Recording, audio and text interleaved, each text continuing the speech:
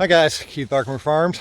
It is week before Christmas, cold December morning. Out here getting ready to rebuild my caterpillar shed due to the storm we had last week. Check out the video last week to see this actually move and belly flop down here and be completely totaled.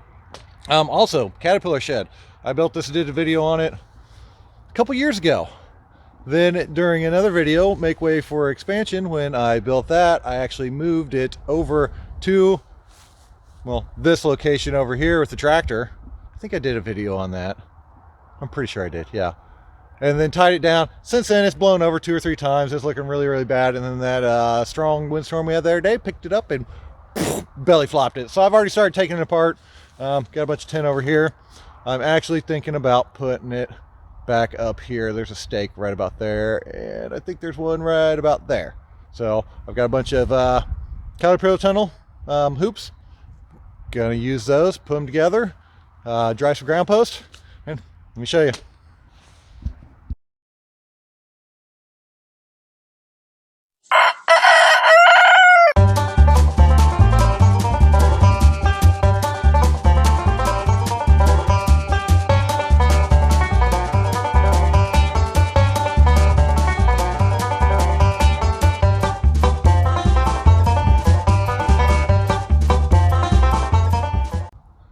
So this is going to be the new location.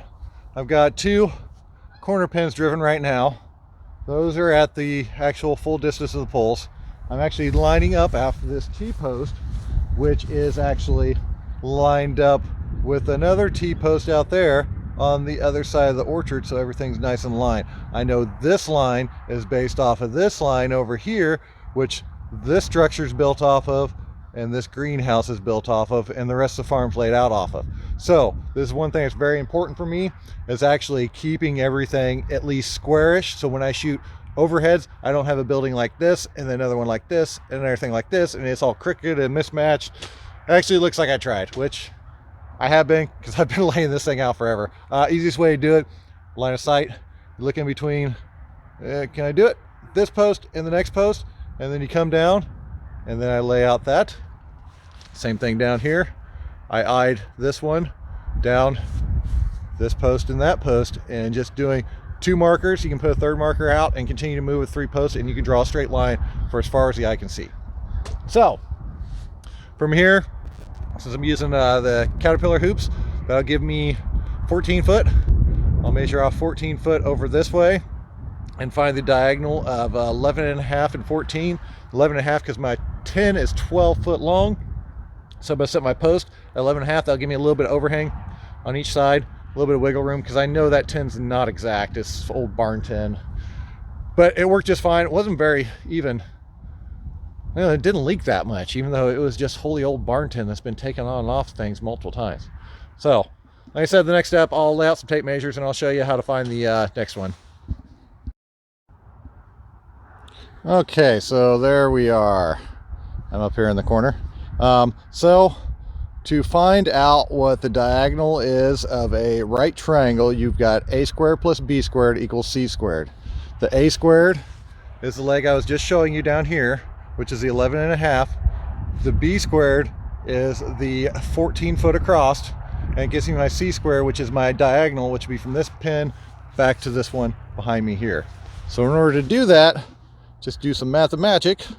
So we take the square root of 11.5 squared plus 14 squared, and that gives us the diagonal of 18.11 feet. Now that's in feet. So in order to figure out how many 0.11 feet is in inches, we subtract 18.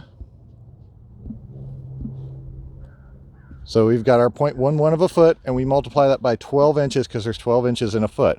So that's roughly 1.5. So now we'll get out and we'll get 2 tape measures out here and find where that corner post is at.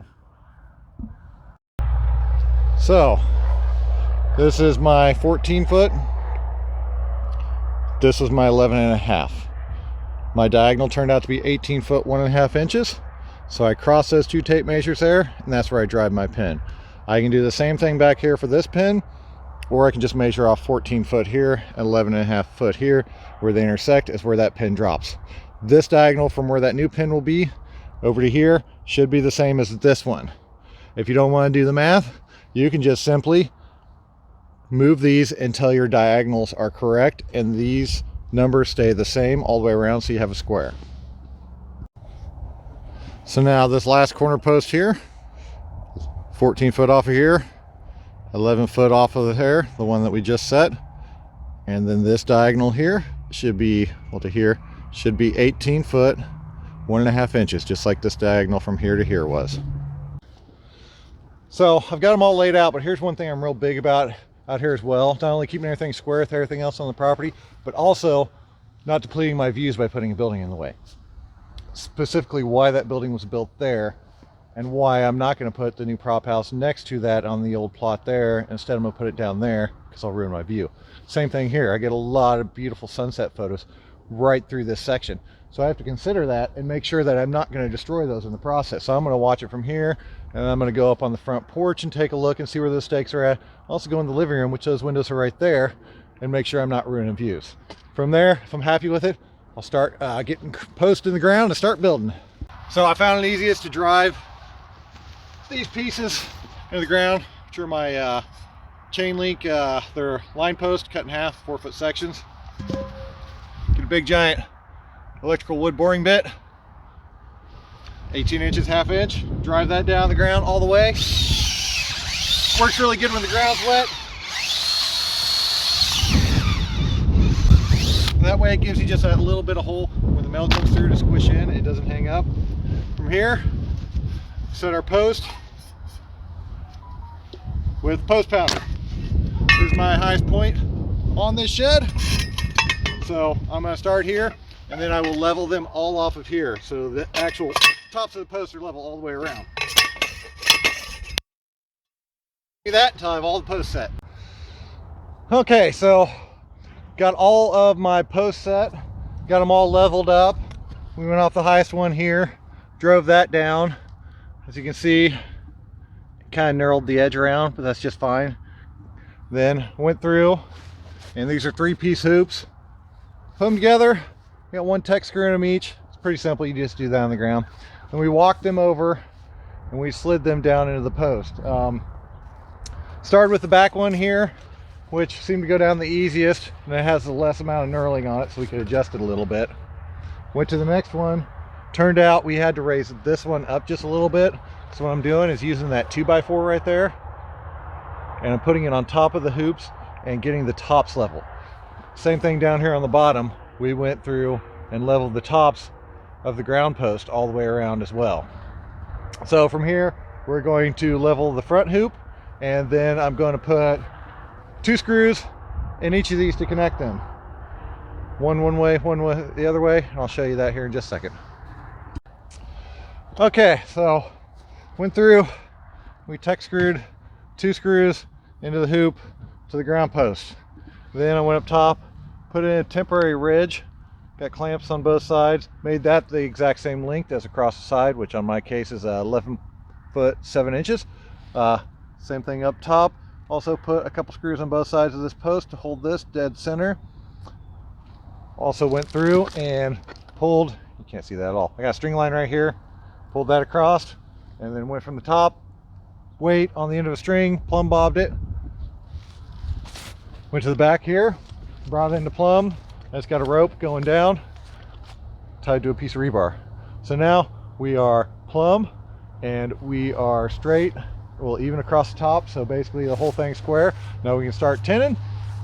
I'm still debating whether we're going to tin from the bottom up or the top down. It kind of depends.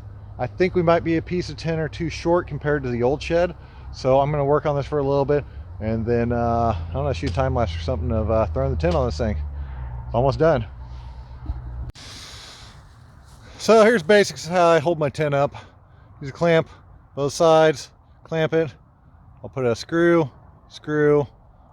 and then I'll overlap the next piece up here, and there'll be another screw that goes through both pieces. Because I'm trying to reuse what I have, and I actually have cap pieces that go across sideways, which I'll show you later. I had to come up 10 inches from what my ground level would be. Regularly, I just would have went to my finished grade and worked my way up and then just all the way across. Or like last time I ran out of 10, so I stopped about 3 foot back from, well, about, it was 18 inches back from the center. I laid a board on top, which I'm going to do, and then put pieces going across that way, which I'll show you. But for now, just going to time lapse it out. Basically, I'm going to clamp in the center and then go work my way back and forth until I get everything lined up and just start screwing it off and bottom up, go from there.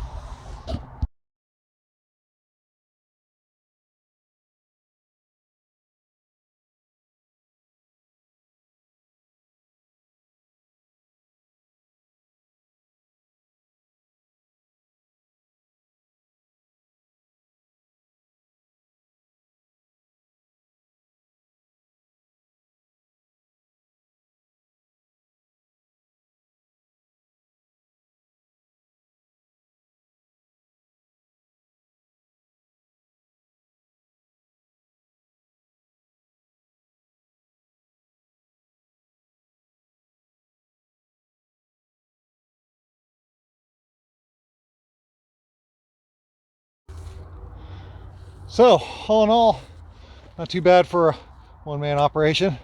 Building a shed that's about 8 foot tall. Getting ready to do the top up here. My battery's running low. What I'm going to do is run a board all the way across, and then I cut a bunch of pieces this way, and I'm going to lay them kind of this way. There we go. I'm going to lay them like shingles. I'm going to start over with the north end, and I'm going to work my way all the way across to this other end up here. So I'm going to get to working on that and go plug this phone back in because it is getting ready to die. Okay, battery's charged back up. I just wanted to show you real quick how I did the top here, because the top is not a traditional piece of metal just lapping over. The reason I did this is because when I built this the first time, I did not have any more pieces of tin that were 12 foot long. Instead, I had a bunch of shorter ones, so I ended up with just whatever it ended up at the top when I started at the bottom and worked my way up around it. From there, I ran a piece of lumber all the way across. It's just a deck board here, actually. Cut them off. Mine happened to be 3 inches, so I ended up with a board on this side and a board back over here on this side, all the way down. I screwed those to the bows themselves.